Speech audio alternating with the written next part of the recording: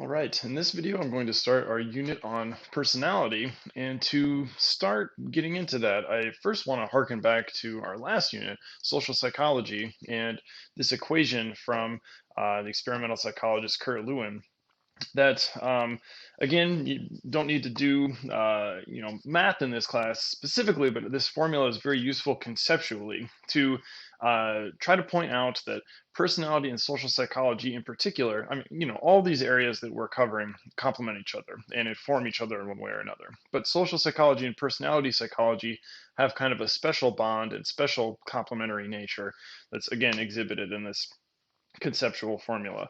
That to figure out anything about someone's behavior, you need to think about the person, meaning their individual differences, their traits, their personality, their history, their environment.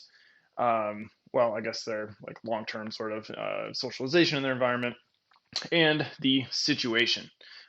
Things about the social reality that they are encountering and the things that are available to them and presented to them and not. So if you don't think about both sides of these things, the individual and the situation, then you're not going to have a real complete picture of why someone engaged in a behavior or had some other sort of outcome. So we've talked about some aspects of social psychology. Let's turn here and think about some aspects of personality psychology and how people might have different, you know, reactions to situations as well. Because remember, this isn't just about thinking about both of these sources, it's about how they can interact as well. So, just to start off, I'll circle back to a little more about this test later, but I first just want to show you something about something related to a way we can measure personality. This is a very old component of a test called the thematic apperception test.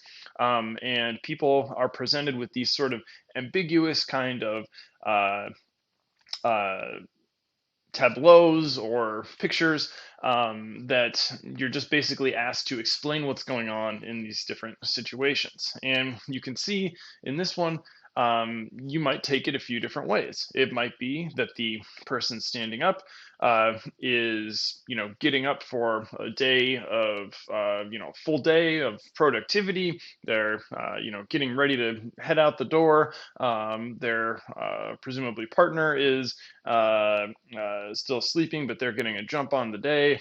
That might be one way someone can interpret this tableau. Another way might be that this person is in despair, that they are, some bad mood has overtaken them. Maybe they've experienced something negative. They're overwhelmed, and that would be a rather different way of looking at this tableau. So obviously those are not the only two interpretations, but they are two different interpretations. And seeing how people might consistently react to these different pictures in a consistently positive or negative way, and many other more nuanced type of ways, might tell a clinician about someone's traits and their tendencies. It also, of course, might reveal something about their current mood, something more transient, but the intent of this scale is to see how much people are putting their own stable traits onto what they're describing in scenes. So, obviously that's a little subjective in some ways, and we're going to talk about different ways to think about personality, some more subjective on that sort of end and some more uh, empirically based. And I don't want to say objective necessarily, but less subjective, we'll say. So what is personality in general, though? And you might have some kind of colloquial ways you talk about personality, but we're going to use some specific definitions and think about some specific perspectives. So one way to define personality would be all of the consistent ways in which the behavior of one person differs from that of others, especially in social situations. So again, a very important aspect here that we're tying this in to people's social realities and how they are interacting with the aspects of it. Some words that we might use to describe people's personalities are their traits, their dispositions, their attributes, their characteristics. You maybe have your own words that you might substitute for some of these, but those consistent ways that people express themselves and behave, and interact with and interpret their social situations. Now, there are two relatively broad ways that people have approached the study of personality historically. Um, One is a nomothetic approach, which looks at broad traits that you can arrive at by studying groups of people. So, if you have people filling out a survey measure, like 1,000 people, or frequently even more, you can use statistics to look at the dimensions of what people are saying on those items, and we'll get more to that later. So it's a very data-based approach using the power of groups and specific types of questions. But earlier studies of personality were different than that. They took an idiographic approach. They took a very individualized approach to thinking about personality. And both of these general approaches are useful and defensible in their own ways. Because there's kind of a paradox between choosing between one of these things, right? If we want to talk about personality, we want to talk about what makes people unique. So, an idiographic approach that is looking deeply into one person's personality makes some sense. However, if we want to make any kind of conclusions about how personality works, we can't rely on those very unique, specific accounts because there's no way to compare anything about them. So, being able to come up with traits over this nomothetic approach by looking at big groups of people and the I guess the kind of funny way to say it might be the differences they have in common, the way they differ along traits in a shared way, I guess. These things are necessarily complementary, and neither one of them, like the study of personality and social psychology, don't have a right or wrong answer. You need to understand both of them. It's kind of best to understand nomothetic and idiographic approaches in tandem. So there are more specific perspectives on personality, some of which take a more nomothetic or idiographic approach. And we'll talk about all of these at least to a certain extent. We'll talk most about the psychodynamic and trait approaches to personality. Psychodynamic approaches, perspectives are Freudian in nature. We'll talk about our weird old friend Sigmund Freud in a little bit, but they have to do with how your tendencies are shaped by unconscious motivations and urges and things about your developmental history. Humanistic approaches are in many ways a reaction to that, giving people more credit, giving them capacity for growth rather than being kind of stuck in reaction to their traumas, like some psychodynamic interpretations would have. So those are both on the idiographic side of things. The humanistic approach doesn't really fall neatly into one category or the other, but maybe more idiographic. Trait approaches, on the other hand, are going to be a very nomothetic type of approach that you're trying to come up with specific dimensions that people vary on by using groups to arrive at that. Biological approaches are in many ways building on trait approaches by seeing how much of a genetic component there is to those traits, how heritable they are across generations, and how much that's kind of built-in mechanisms that we have rather than things we're learning. And social cognitive approaches in general are going to be ones that are trying to wrap everything together in a sense, trying to think about how the environment is interacting with your personality, which is interacting with your biology, and how all these things sort of interact with one another, basically. So, with that kind of roadmap in mind of where we're going to go, let's talk a little bit about the psychodynamic perspective. So we've talked briefly earlier in this class about Sigmund Freud, a bit in the history chapter, a bit in the developmental chapter, but I'll talk a little bit more about him here. And it's tough to talk about Freud, partly because he is such a larger than life figure in psychology. He's like people make references to Freud far outside of psychology, right? About unconscious, about urges, about things in childhood. And when you think about, therapy, frequently what you're imagining is somebody who probably looks a bit like Freud, sitting, looking bored in a chair, listening to someone complain on a couch, right? That's not exactly what therapy is or should be anymore. But it is part of the way that he developed some of his ideas was by going through lots and lots of hours of therapy with different patients. So Freud has a complicated legacy because he based so many of his conclusions on no evidence, basically just him kind of spouting ideas. Um, so he doesn't have tons of sway in our modern theorizing about how personality or many other things really work, but he's part of the history of psychology, and many of his ideas, if they even if they weren't correct, they pushed different people off into directions to lead toward truth. Basically, he inspired a lot of people, whether it was indirectly or whether it was to try to prove him wrong, um, or you just see his influence pop up in a lot of places. So Freud's ideas about personality, he thought about personality and disorders and treatment as very much part of the same whole.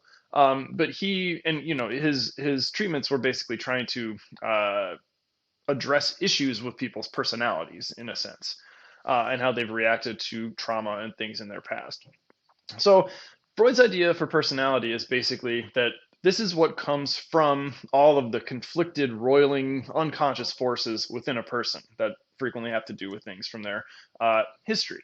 And he talked about his form of therapy, his psychodynamic approach to therapy, as a talking cure. That people need to get rid of some of this emotional tension that they're holding in all the time by saying it to people like Freud that could kind of interpret it through psychoanalysis.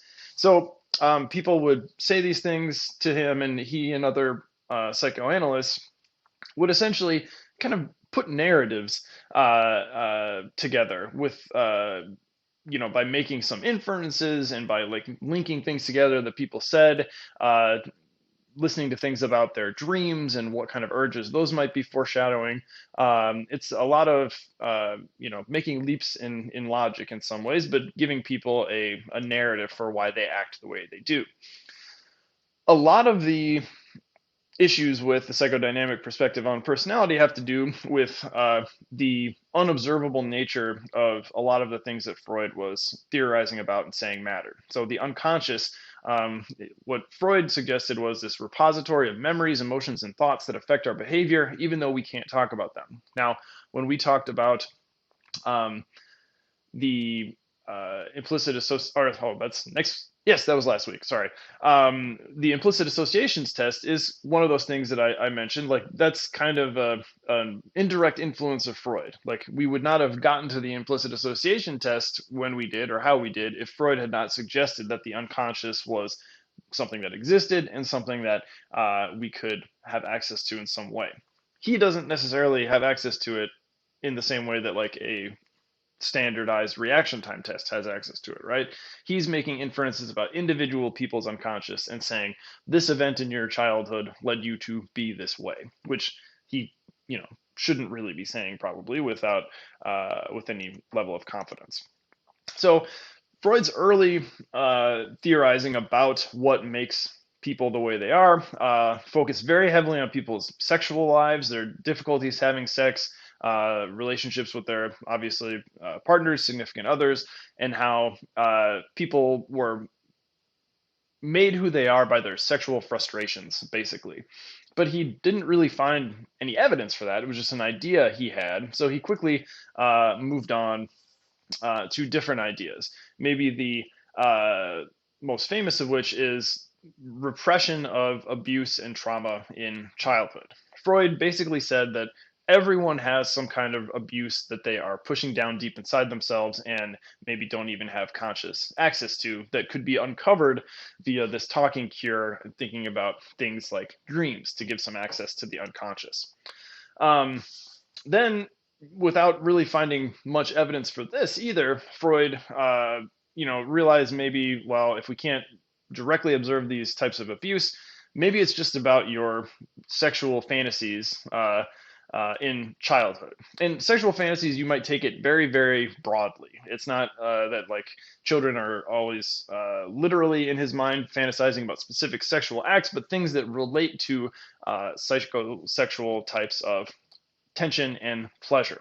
So any type of strong excitement in the body uh, to Freud is psychosexual pleasure. And he suggested that people go through different stages. Another one of those stage models we talked about in developmental psych. Um, he went through these, people go through these stage models. People go through this specific set of stages in their lives, and the hangups that they have related to those stages says something about who they're going to be later in life. So we start with the oral stage, where pleasure is centered around the mouth, sucking, biting, chewing. This is up to maybe about a year and a half. And this comes from the fact that children are very fixated on having things in their mouths. It's how they can explore the world.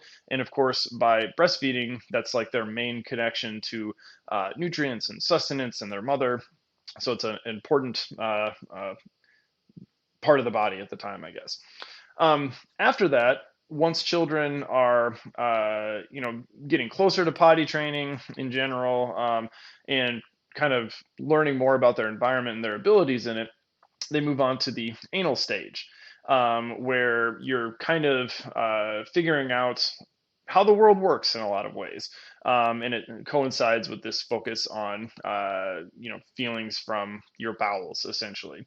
So you might hear people described as anal sometimes if they are like really detail-oriented people that have hard time letting things go, and that is basically a suggestion that they had some kind of issue passing by the anal stage early in life, and they're stuck on details because of problems getting by this stage and dealing with that particular psychosexual pleasure and stage.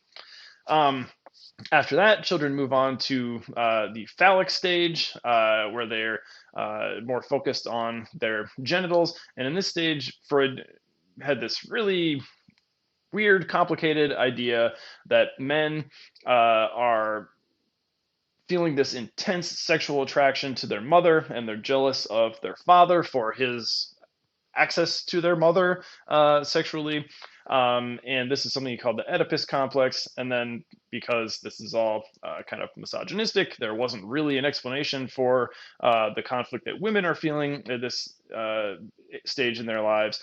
And Freud suggested that it's, many things in women's lives are because they're jealous that they don't have a penis. So basically, marginalizing a lot of things about women's experience and saying it's just because they don't have the sexual organs that men have. So very problematic, obviously, in a lot of different ways. Then from 6 to puberty, you don't really have sexual feelings according to Freud. You're kind of figuring out who you are and what how you identify with your gender, but it's not as a specific like pleasure stage or body parts. And then once you hit puberty, your sexual interests increase, and you're again kind of focused on your genitals. So obviously people don't necessarily have hangups that are related to these specific things. These were just ideas that Freud came up with. They're not based on anything. And he came up with these specific ideas and then would interview people and say, sounds like you're having a phallic stage problem, or that you never dealt with your individuality and past the anal stage or something like that. So it's all very subjective in a lot of ways. And he also, was very focused on case studies. He had all these explanations for people's fears. Like he had some little boy that he would like correspond with the boy's father about the boy's fear of horses. And through all this correspondence, this dad kind of acting as like an amateur psychoanalyst surrogate of Freud, they decided that the reason the boy was afraid of horses was because horses have big penises, and that was related to a fear of the father and the jealousy of the father having access to the mother. So it's all this kind of weird, like logical leaps about genitals, basically, when it comes back to Freud. So this is what all of his ideas are based on, and it's why we don't take a lot of them too seriously anymore. That being said, there are some useful concepts, and in the next video I'm going to break down some concepts that are probably familiar to you, and we still kind of use them in how we talk about people's personalities today.